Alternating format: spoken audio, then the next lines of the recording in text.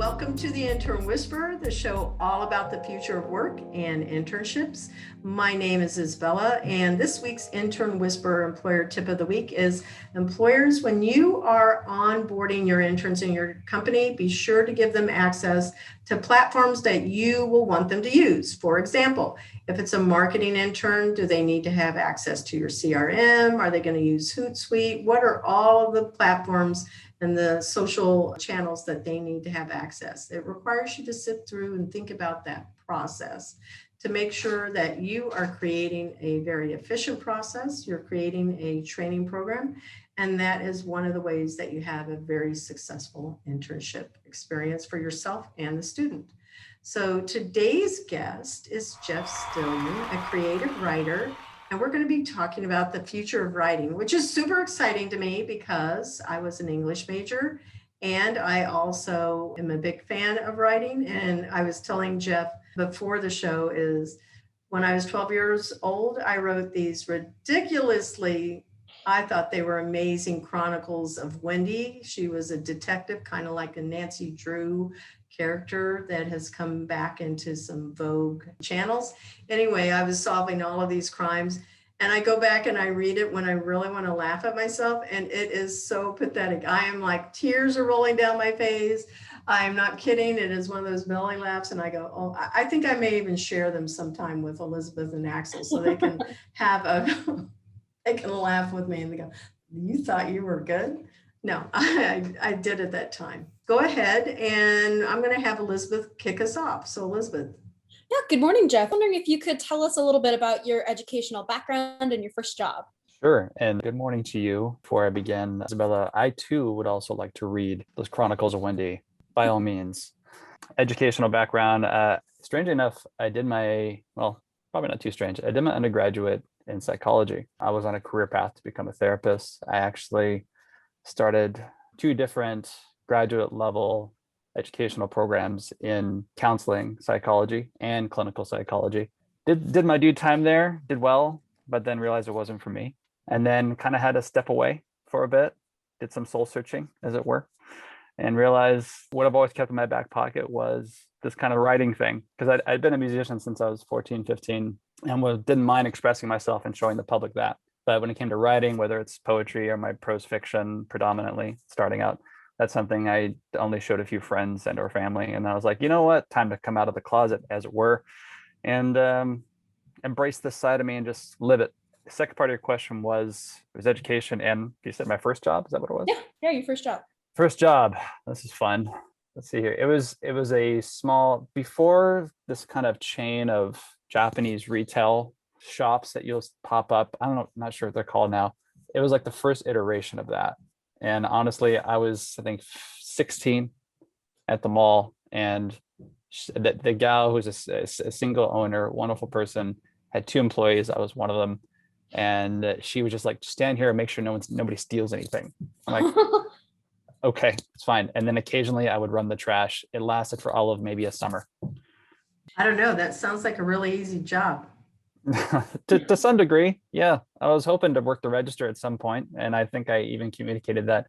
She's like, no, I just need you to stand over here. And I said, okay, that's fine. Were you a really tall guy? Is that why you looked intimidating? I'm thinking, like, you know. I do stand at 6'3". Currently at 16, not quite as tall. Maybe it was just more presence, charisma, maybe. I don't know. Tall people. They are intimidating. That's for sure. I'm 5'2", so believe me, anybody, I'm sitting there going, holy cow, you're like Isabella, really you couldn't fool me. You couldn't fool me. What, you thought I was taller? Oh, absolutely. Oh no, I'm 5'2". Yeah, I'm short.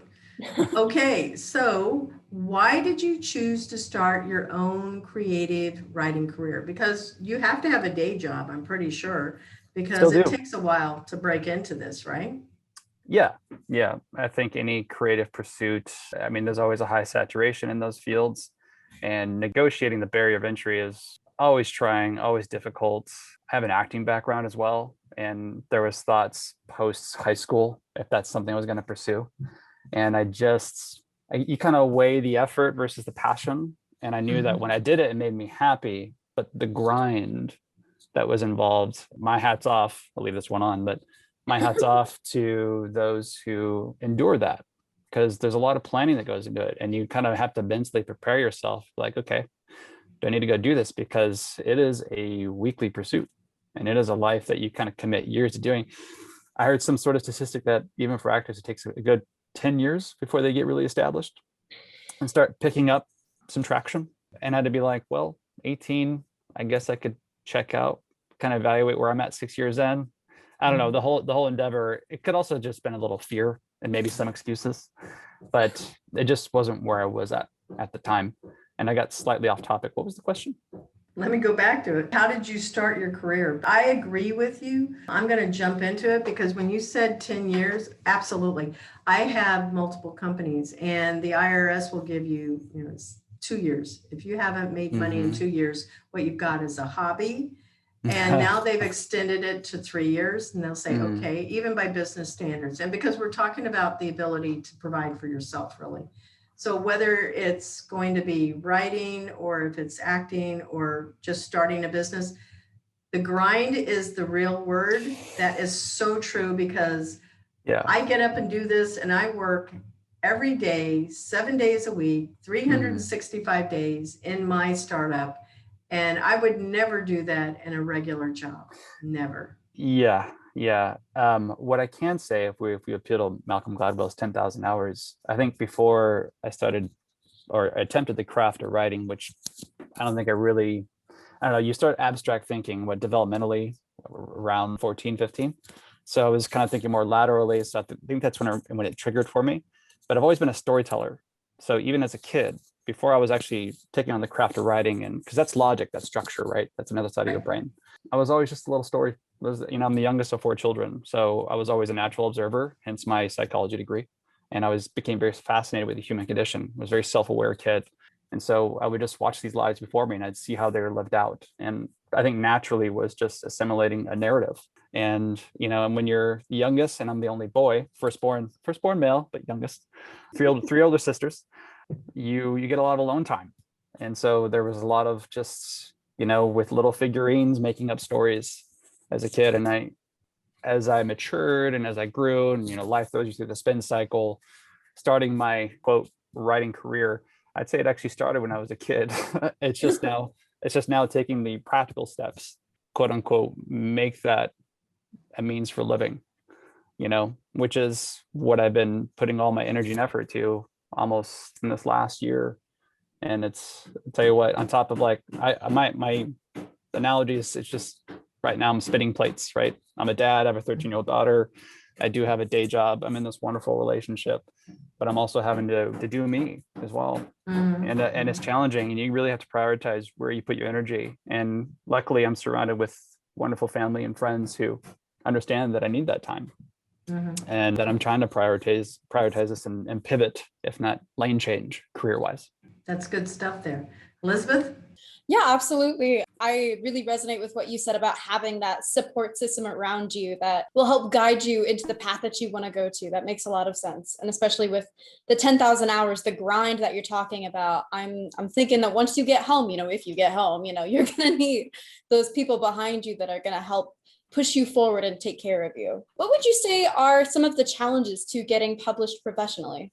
I know I touched on it a bit earlier, but that's one of those things you encounter as a creative is, where's my entry point? I think what comes to mind is having a network, which is a lot of what catalyzed my considering even getting an MFA, largely because I pursued that route because I know I wanted to enhance my writing game from a technical standpoint, because I know that would throw me into a den of other writers, because I've never really been part of a writing community per se. And since I have been, it's been, the word comes to mind, I was going to dodge it, but I'll say it, it's been magical, because you get this real-time constructive feedback, and that just ups your game. Any kind of group setting where you're developing either yourself and or your craft, it is iron sharpening iron. That was one of the incentives for getting into a program. The other option being, I should also tell into that, getting a network, getting planted in a network, meeting people through the school I'm currently at, Full Sail University, where I'm getting my MFA, has a You heavy might need alumni. to tell our listeners what MFA means. I know what it means, but I don't ever assume our listeners do. Master of Fine Arts. Yep, there you go. Master of Fine Arts in creative writing, which is what I'm doing.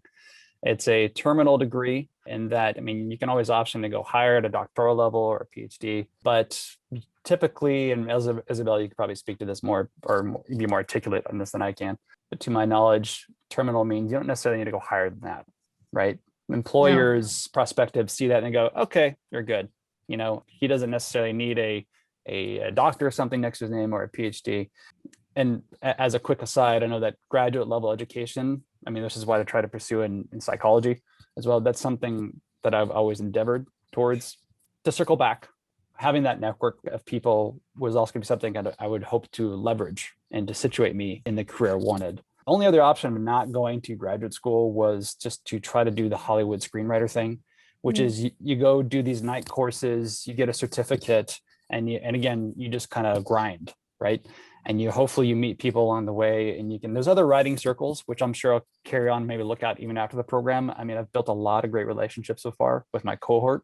It hasn't been said, but chances are we will keep in contact. I mean, we're all on Slack. We all got our Slack connection. So that's going to stay even after graduation. And the question was about publishing. Publishing, I'm still navigating that in real time, full transparency. The only other publishing experience I had has been in songwriting, which again, I got a song featured in an independent film called Noble Fur. And that I handled directly. I didn't have a middle person, an agent or anything like that. It was someone who said, hey, can I put this thing in my trailer for my independent film? I'm about to run it around in some circuits, some film circuits, festivals and whatnot. And I said, sure, let me see the trailer. And we talked about it and it just seemed to fit. And it was granted, it was a permission thing. I know that publication transactionally kind of looks like that. I don't know if that's an official publication, but I know that kind of exchange is the experience I have with that. I've yet to have that full kind of experience with writing, although I'm getting a lot of know-how and have been since I've been in this program. Yeah, I think publishing they've made it a lot easier with the ability to do self-publishing. Yes. And it will walk you through the steps on how to actually do that. It does go better if you have somebody else that you can pay to do it, because it can be a costly mistake, because it's like, I was walking around this morning at FedEx to get some copies made. And when I was in there, I like to go look at books, and I was looking at the books that are there. And I was thinking about, I wonder if these are self-published, because if I had a publisher, my publisher would make sure I was in every FedEx across the country, right? Maybe even around the world, that my book was there, because I was looking at some of them, and one of them was Michael J. Fox. It was, the future of whatever, because, it was him now with Parkinson's, and looking at his past and his future. It looked like a good book.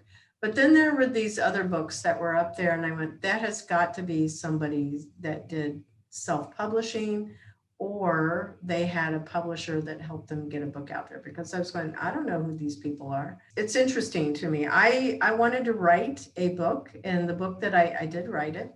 I have not published it, though. I did it with my mom before she died. And I wanted to write a children's book, and it was called God is Dog Spelled Backwards. That's the title. And it was all about the characteristics that a dog has that really seem to also resemble what I think believe are the characteristics that God shows us. The love, unconditional love. I walk in that house, that dog is always happy to see me. I can walk out and come back in, that dog is always happy to see me. And I just sit there and I go, wow, if people were as happy to see me when I walk in the door as this dog, that would be amazing. The forgiveness, the ability that they just are really a good, confidant. And I did this whole thing, and I would tie it into Bible verses, and I would sit in the hospital with my mom. It was in her last round of chemo that she was doing. We would talk about it, and it was a really sweet memory, and I wanted her participation. I've got to get an illustrator for it. And then I was just going to self-publish it and just do it as a download for free, honestly, just to see what would happen with it. But there are other things that I would definitely write, and it's not going to be that PhD dissertation only, but it is like wisdom. I have this video series I'm setting up called behind the HR curtain. And I feel like that's a really good name for a book also, Mhm. because it's like, hey, what is that?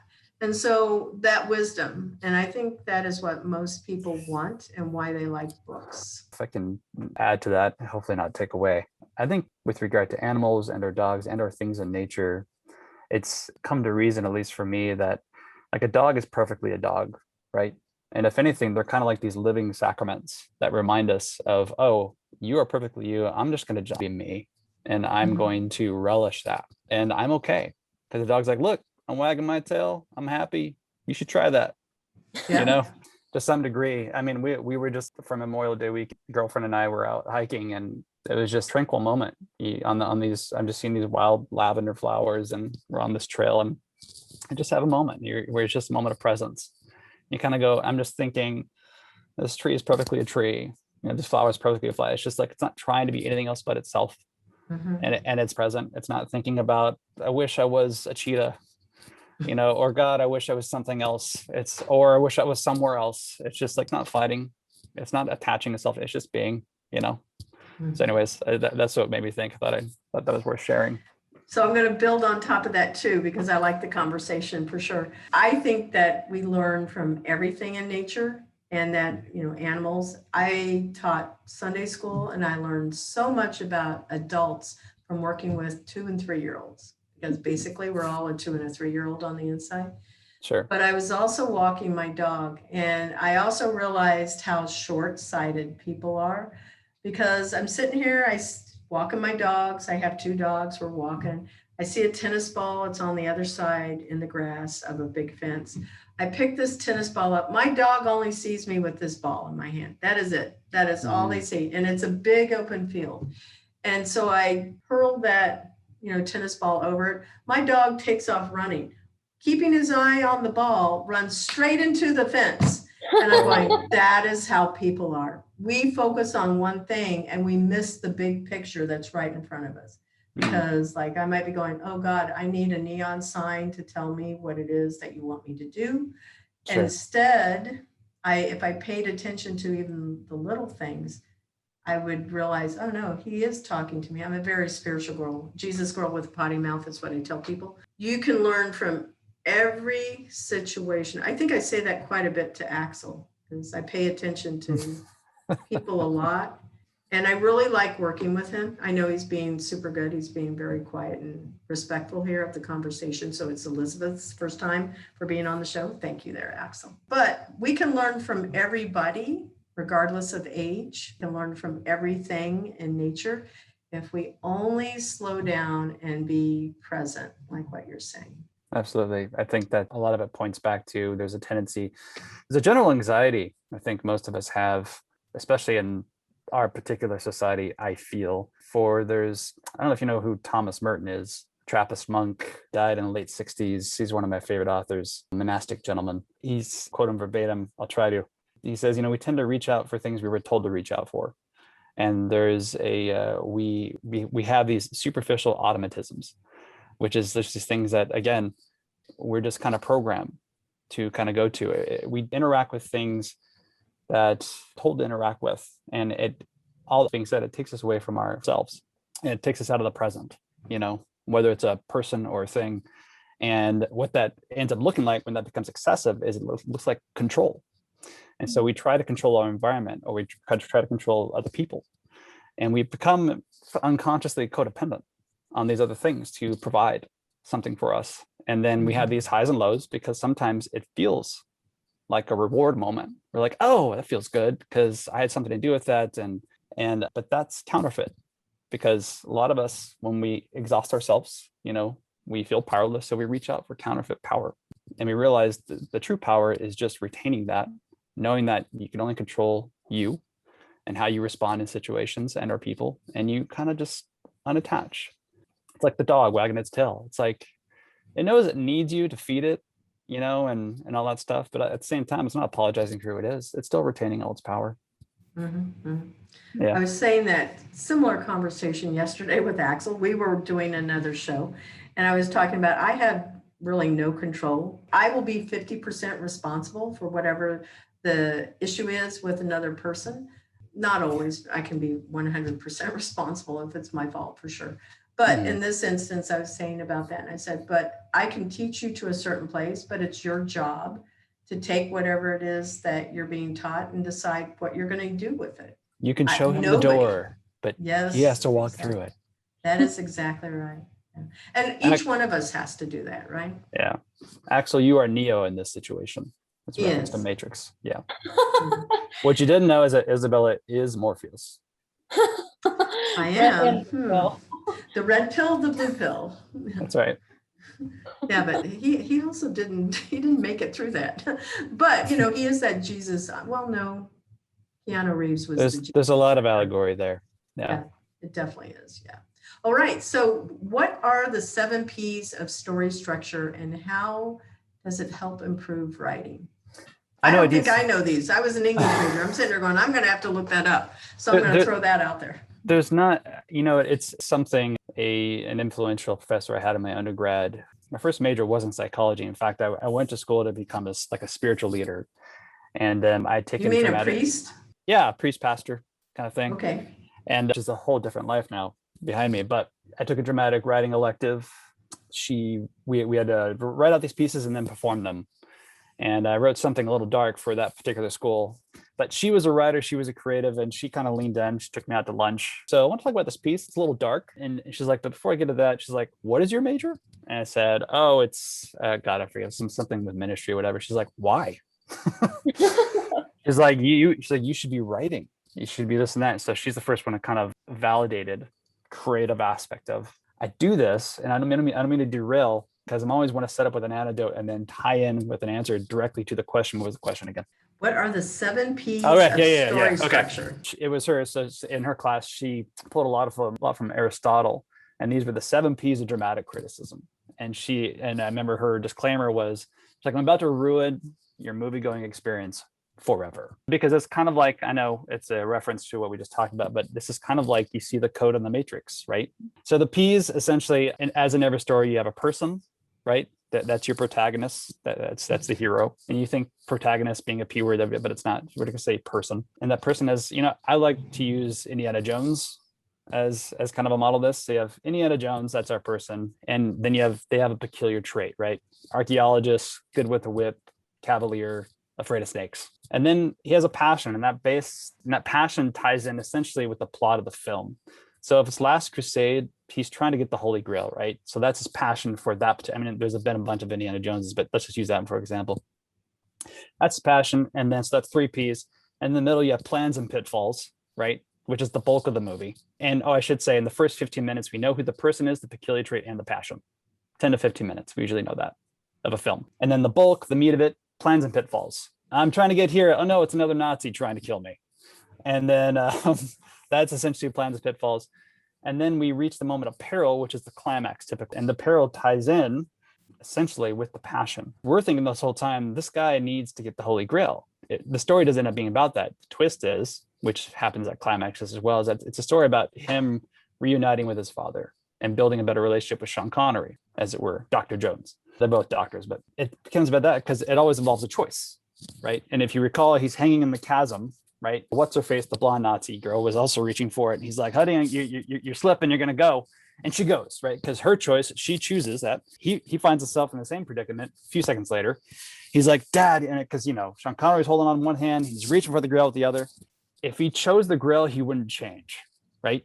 That's story. The protagonist doesn't change. If he chose the grail, and what was brilliant is that what that reveals is death, is that he just dies. But no, he turns around and he sees his father, and we have this classic archetype of the father figure and everything else. And so in a sense, we know that it's peace, which is the last P. Is it peace? ? Well, if it wasn't peace, then it would be a tragedy. So in his case, he chose father, he changed, right? Because that whole movie, they had this kind of coarse tension back and forth, Julia, him scolding him and all this other stuff. My poor Sean Connery impression. So he rekindles that. So there's your 7 Ps. I will say this as a disclaimer for anybody listening, whatever, don't get too lost on that structurally, because it's been pointed out by other professors that I'm really fixated on structure, because who knows, that's a different conversation. Don't use that as a template. use it as a viewer, because I don't want that the fear or the concern is that they'll go, oh, I have to fit and I have to hit these marks. Maybe we're getting this in the later question, but when you write, just start writing. Like if you're a discovery writer, just start writing. You'll fit in the structure later. I know, but I'm only speaking for me. I know other writers who are just like, no, I start structure first, outline first, and then I hit my points later. I just fill in the gaps, like you're doing one of those Mad Libs games. Can't do that. But anyways, yeah, that's the 7 Ps of dramatic criticism. I learned quite a bit from there. I don't think they covered that at all with me. And I was an English major. Yeah. But I know that there's 4 Ps in marketing. And I was going, I wonder if it's very similar, product placement, price. Sure. Yeah. Well, I will say, and if I didn't make that clear, that I feel like that was my professor's thing. I don't think that was a known universal thing in the literary world or the English world. I think that she just made it all Ps and it all just kind of seemed to fit, I know for me, I find that helpful because I'm just starting this grant thing that I applied for, and the end product of it is supposed to be a play. So I'm going to be writing a play and I'm very excited about it, but I also don't have a whole lot of guidance on how to do it. So having like the 7 Ps of story structure makes a lot of sense, actually. I should also, more disclaimers. I should also say that that's geared more towards film watching and or the screenplay experience. It is versatile in that you could use it for prose fiction. You can use it for playwriting. It's a good place to start just to get a peripheral understanding of story structure, I think. But since I've been in this program, I've read loads and loads. I mean, there's whole books dedicated to plot alone and what that means and premise and why this is important. And you have people who write extensively on these things. So I think peripherally, to get a good understanding and maybe as a practice, mess with those 7 Ps and just write quick little, who's my person? Wendy. Her peculiar trait, she's kind of like Nancy Drew. It's her passion. She wants to solve crimes, whatever. Isabella, this is all for you. This is free, by the way. I know. I appreciate it. I'm enjoying the ride, so it's good. Right. Elizabeth, you're up. What would you say triggers writer's block, and how do you push through it when it happens? I liken writer's block to any other form of anxiety, because you're trying to control something that hasn't happened and you want it to happen. And then you get really fixated on it happening. We call it writer's block because we're in a situation where I'm working on something and nothing's coming out, right?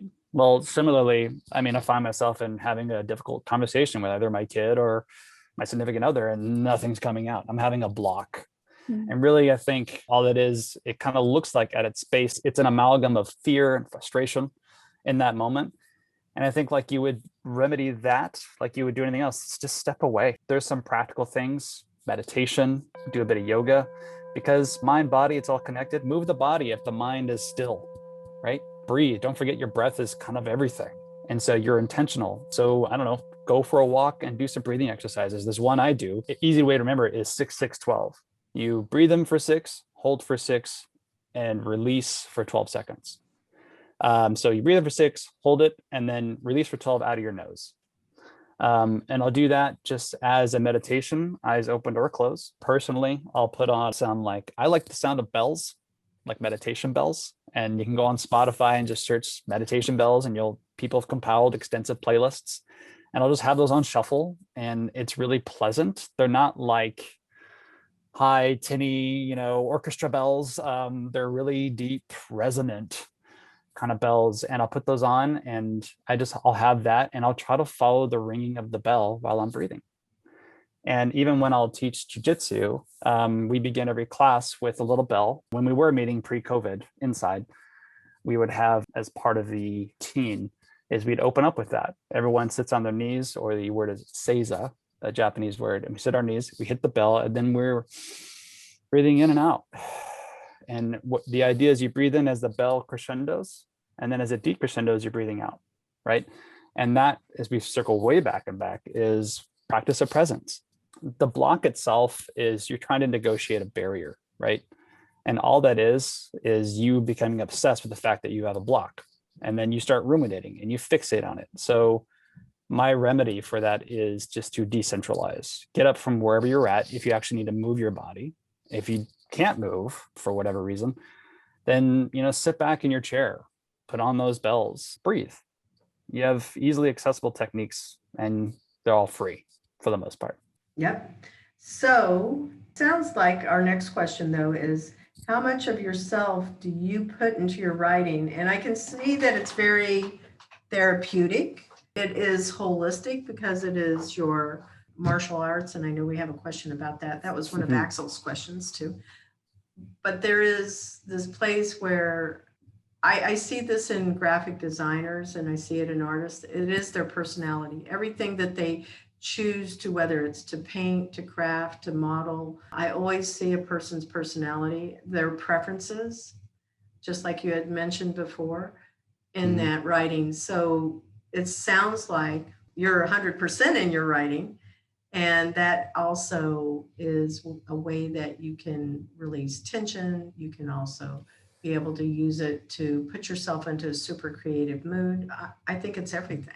Yeah, I think that makes me think of you indulge in activities that yield a flow state, right? A state of flow, and really all that means is that there's nothing obscuring your path with regard to how you're having this experience. And then also number two, my intention more now than ever is to be deliberate about how I'm expressing myself, because to point back to what I talked about earlier, we're very prone to give our power away to people and or things. And I think we retain that when we honestly express ourselves. So martial arts is kind of two-part for me in that it's an athletic way I can express my body physically.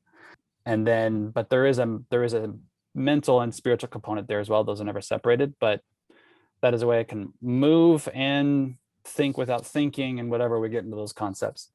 But I think writing is another activity where you just fully express yourself. And I see it as the ground wire of expressing yourself, whether I'm interacting with someone new or a friend I see again. I'm very conscious about my words, because words are form. and I need to be, however I'm trying to best express an idea, needs to be the most honest expression of that idea. When I delineate from that, it's because I'm insecure about something, or I'm fearful of something, or I'm anxious, call it, label that, brand that however you want. But I find that I feel the best, I feel the most free, feel most like me whether it's writing, and that's what we're talking about, or in interacting, because it's ultimately integrity. Integrity is the integral thing that binds you together. It's the glue. And if I know that if I delineate or act away from that, then I'm giving my power away, or I'm feeling less than.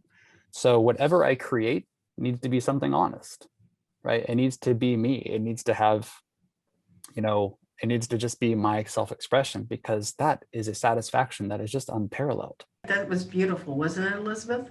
It was gorgeous. I wanted to circle back to just a couple of the things that you said, because it resonated so much with me. I'm an actor as well as a couple other things, but I'm very much into acting.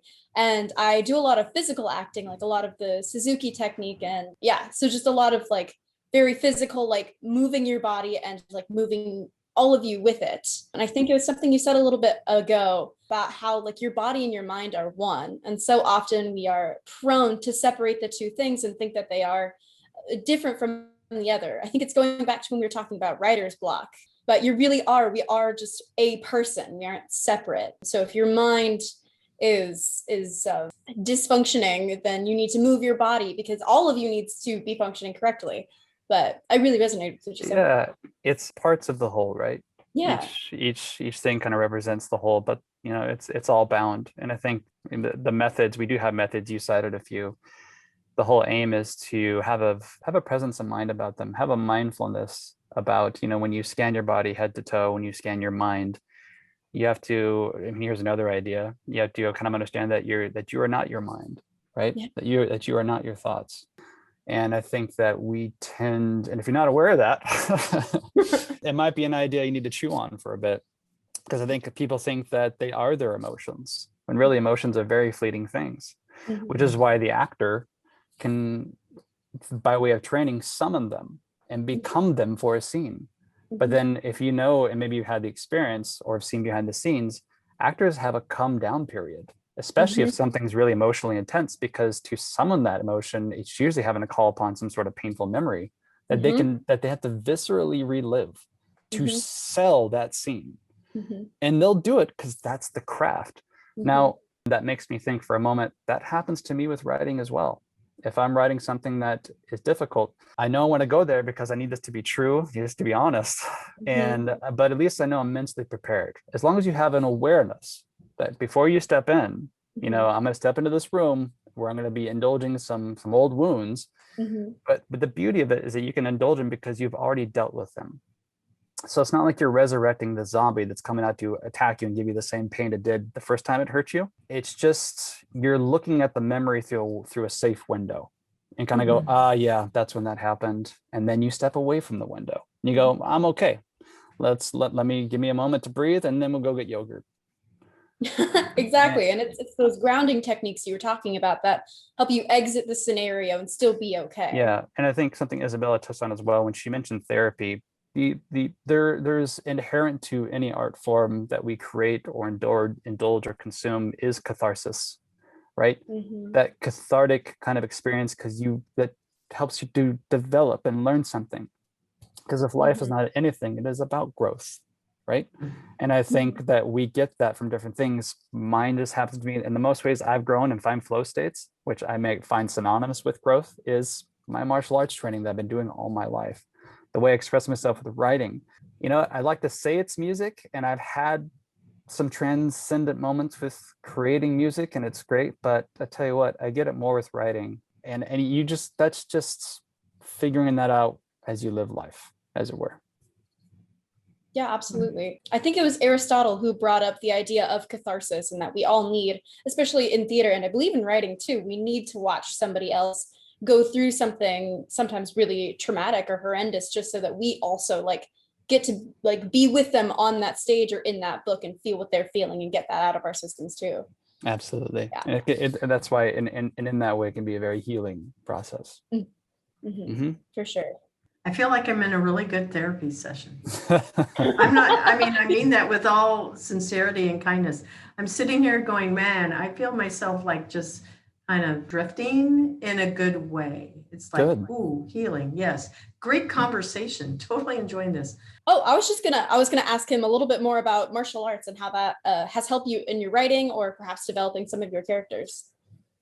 Sure. Well, I know I touched on a lot of more of the ethereal, more abstract aspects of how martial arts has influenced me as a person and has allowed me to express myself creatively, even within the martial art itself. I teach a traditional form of jiu-jitsu, not the Brazilian jiu-jitsu stuff. You'll see the stuff that kind of preceded that.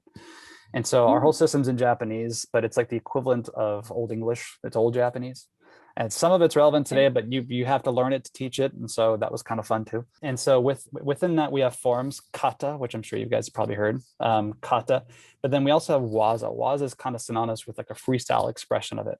So when you advance in the ranks, we put you in kind of these situations where someone's just going to come at you and you just need to respond. Because at this point, your training needs to become instinct, right?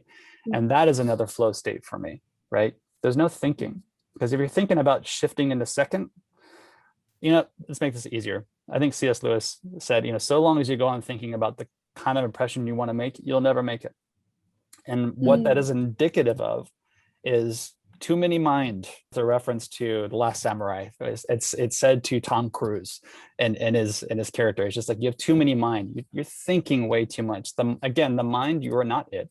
It gets in the way. It's a great tool. It's going to help you decide when to stop at a traffic light and when to go, right? It's having that dualistic mindset. You need that as a tool, but you have to get past that. That there's a time where you're going to play scales on the guitar and you're going to be thinking this, and then, but eventually you're going to stop thinking and you're just going to play jazz. You're just going to flow, and that's kind of where you need to go. So, short answer, long answer short. My knowledge, speaking more concretely, my knowledge of martial arts has definitely influenced a lot of my narratives, just because I'm just my own encyclopedia of everything from techniques to the names of things to the historicity of all these different martial arts and where they came from. And I wrote a pilot. It's a kind of a medieval fantasy. It's got a lot of camp, very much. It's kind of a 90s love letter to kind of Hercules and Xena and all those things. But I like to say it's intelligible camp. But when I was writing that protagonist, which his name is Hank, when I have to write action scenes, it's kind of seamless. because I know where the body should be. I know if a sword were to swing here, where the stepping would go. So from just a very practical and technical standpoint, that's kind of second nature for me. And that has, from a practical standpoint, tangible standpoint, that's how the martial arts has helped. But they've also helped with just a lot of these ideas that have helped me to grow as a person as well. And that'll roll over into how I create characters and their motives and all that stuff. That's great. Yeah. Growing up, I didn't write detective stories, but I did do martial arts. I did too. I think we all did. I'm pretty sure we all did. But I know I took those classes in college for sure. My parents encouraged me to try everything when I was in college because they said, you don't know what you're going to like and what you're not going to like. So I did everything from karate to belly dancing to, astronomy to, biology and, everything across the board. And I took full advantage of that. So glad that my parents encouraged me to do those things. Anyway, okay, so next question. How do you develop an antagonist that is a foil to your protagonist? And you might need to define those two terms for our listeners. Yeah, so typically the protagonist is your hero, right? The one where the story happens to, right? It's something that interrupts their daily life and then they're projected forward, right? Both with plot and everything else and incentive and all that stuff.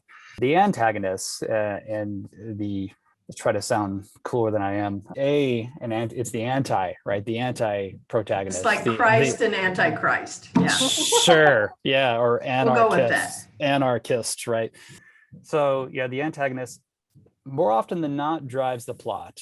They're essentially the reason why the protagonist does what they do. In most cases, not all, because there's sometimes the antagonist most often takes the form of a person or a character, let's just say character, or they come in the form of obstacle, right? You have different plots. You have, traditionally, it used to be say man versus man, but now we'll say person versus person, person versus nature, person versus the supernatural, and person versus themselves.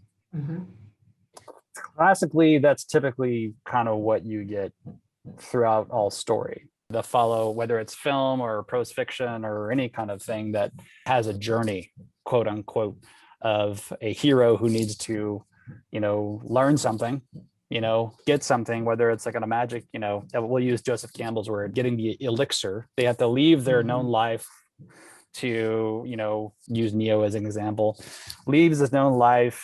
He enters the Matrix, and what does he have to do, right?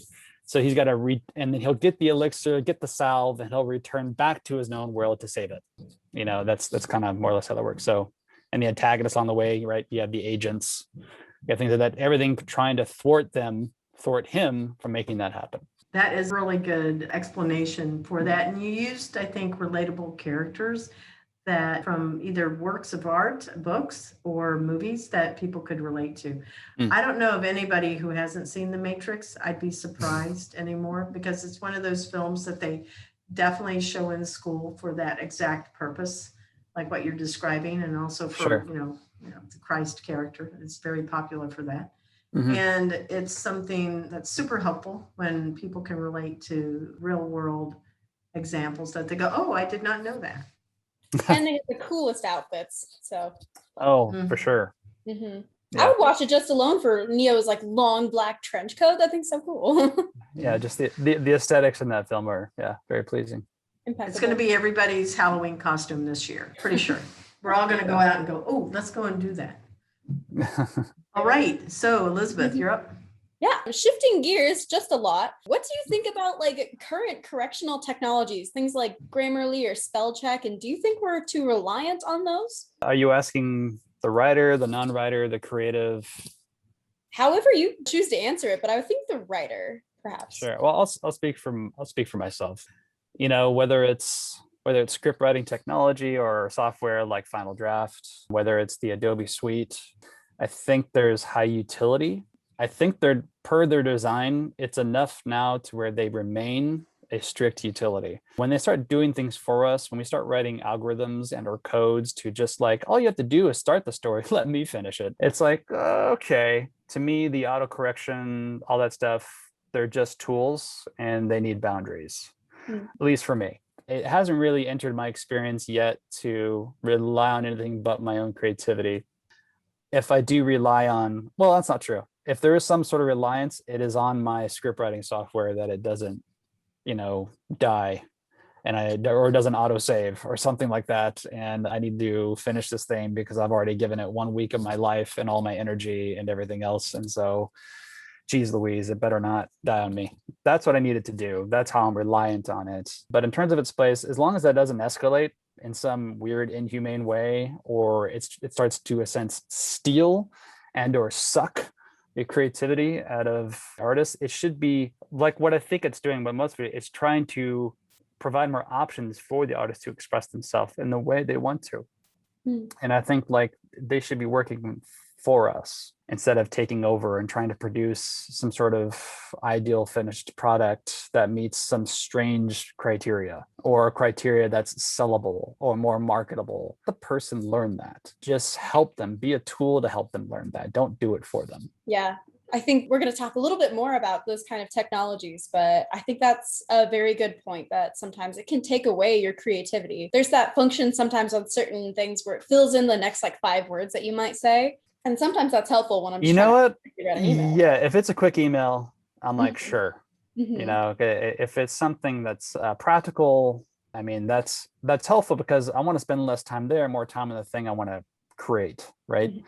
I get it in that respect. The everyday, the kind of small talk, the quit, hey, the who, what, where, why, when, whatever, then great. And with texting, sure. I believe in the efficiency in terms of that model. But when you cross the line and saying, hey, have you thought about this for your script? Because here's an idea, and here's this or this. It's like, hey, man, let me.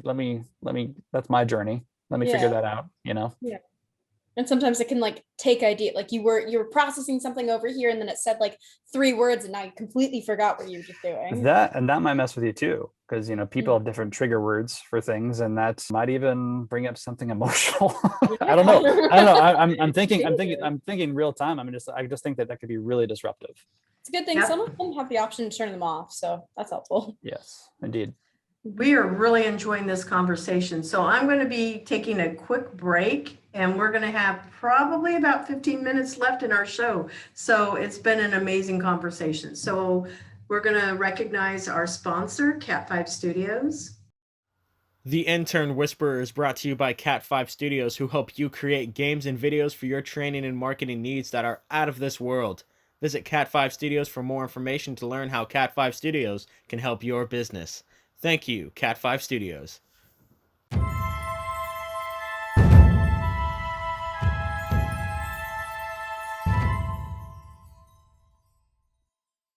All right, so we're back to our show, and we are here to talk about internships and remembering somebody that gave us our first internship job, and also jobs of the future. So let's move 5 to 10 years from now. What do you think the future of work is going to look like, Jeff, in the writing industry? Because we did just leave that conversation about Grammarly and all of those other predictive tools that Google does and Outlook does, where, this is what you want to say. I feel like the writing itself, maybe the criteria, a lot of it's just based on demographic and audience, right? And so writing is going to curve towards, and I'm talking about like, big stuff, right? I'm not going to add in independent writers, and I'm going to I'll speak to the big stuff. There's always trends in fashion in terms of genre, like what's hot right now. MCU, cool. Like we need another MCU movie or whatever. And so a lot of it's going to be curved, and that's going to evolve and change, I think. But I think the process of creating a story, that will feel like that's just going to stay the same. Another thing I see possibly changing or evolving is just simply down to the business side of it, which is how we market. And because I feel like there's constantly a push to market better. How can we be more efficient? And what platforms are we doing? How can we better reach people? How can we better pull their time to their screen so they can watch our trailer? I feel like there's constantly ways to push that and put up marketing in places you wouldn't maybe possibly think that they'd be, right? Bathroom stall, I don't know. While you sleep, honestly, because you can listen to things, and you have the Apple Watch, and it's tracking everything, that water intake, when you go to the bathroom, everything about it, how you sleep. I mean, Big Brother wants you to know about the next sequel of such and such coming out, and then seamlessly slip back into your sleep program. It's like, wait, what? And then maybe it wants to get into your subconscious somehow. And then you wake up going, God, I really want to go see that movie. I don't know why. I just really want to see that. I'm going to go spend my 20 whatever dollars now that they are or something to go do this. And I hope not, because that's really invasive in a non-invasive way. But a lot of it still stays on the frontier, as it were. In terms of its freedom, I think maybe what continues to also happen is this, and hopefully is happening also in real time, is that the craft just continues to get refined, right? I know that even if you look at the Screenwriter's Bible with Trottier, which I know is kind of like the go-to handbook for most screenwriters, editions come out, right? New editions come out every, I don't know, however many years, because they'll show you, oh, well, we don't use Rileys or parentheses anymore, and here's how you use them. And that changes, format changes, right? And I see that continuing to evolve just as it has for the last however many years. Because ultimately, I'll leave it on this. People have a moment of pause because the shape of things now are typically the shape of the future. If we know there's something that just works now and it has been, then that's going to just continue how it works until someone's either innovative or finds a flaw with it. Then we move on, right? Best mentoring advice that you want to pass on to our listeners? Sage gave a lecture 2 weeks ago, and he said, the ego wants more, the soul wants less. I thought it was really good and insightful. And I think that ties into this notion of you take care of yourself because you want to rest in who you are. Despite your busy day, despite being an Isabella who does 7 days a week, 365 years, and whatever it is going to live forever, you have to still be at rest in your own body, despite being busy on the outside. Because there's unrest when anxiety or depression or these other things you feel you need to be in order to be seen or in order to be loved. So a lot of the process is unbecoming all the things you think you need to be in order to be seen, loved, and or appreciated. When you realize right under your nose is you have everything you need. And it's you, because the statistics that you are actually brought into this world, look it up, because it's kind of fantastic. You're here, you get this short life. I do believe that kind of immortal in some sense, different conversation, different podcast. But while you're here, you got this one, and your only job is to be present and to take responsibility for your life and taking ownership for your decisions, setting those boundaries, and just taking freaking care of yourself and controlling that, and not trying to control other people or trying to take care of other people. I mean, I get if you're a parent, there's aspects of that, or maybe you have a pet, I get that, but not to the point of exhaustion. And that's where boundaries come in. I believe it was my therapist who told me this, but I was struggling over, like having to pick one career option or the other. And she's like, you've been doing both forever. You don't have to choose either or. You don't have to box yourself into one thing or another because you've never been that person in the first place.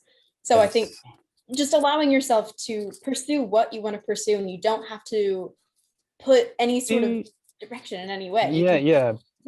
Be, I think, leading with curiosity, even if it's within yourself. Go do the thing. And leading with curiosity when you meet new people or people who come from a different, say, ethnic background or religious background. Be completely curious, and there's no loss to you. There's no loss to you. There's no cost to you. Here's another quote: if you're curious, you can't be angry, because so much of people, why they're not curious, because they're closed-minded. Mm-hmm. When really it's just like, whether it's skin color, spiritual background, et cetera, biologically, we're all walking mammals who have brains and these other components that we can debate over. But ultimately, we all want to be loved and understood. Unifying factors, whether we want to love and understand ourselves. And I'm going to just emphasize, everyone should prioritize that. Because if you can do that with yourself, then you can do it for other people. Mm-hmm. Leading with love, for sure. And also, Elizabeth, I think giving yourself permission to change your mind. You're allowed to you're allowed to change your mind. And I think that a lot of people have a lot of strange guilt around that, thinking, oh, I have to stick to this thing because I said I was going to do it, and I have to do it. I have to do it forever because then people are going to think this. Oh God, stop! Just pause and go. No, I'm going to change fields because I can. Mm-hmm. Period. And there should be no apologizing or proving necessary. I've actually changed my major. I completely agree with what you guys are saying. I was doing accounting and I was like, this is not for me. I changed it to just regular business administration. Good. I knew that. Okay, mentoring advice though. Oh, mentoring advice? Remember to circle back to mentoring advice. So for mentoring advice, we actually had this conversation yesterday. It's pretty much like taking risk.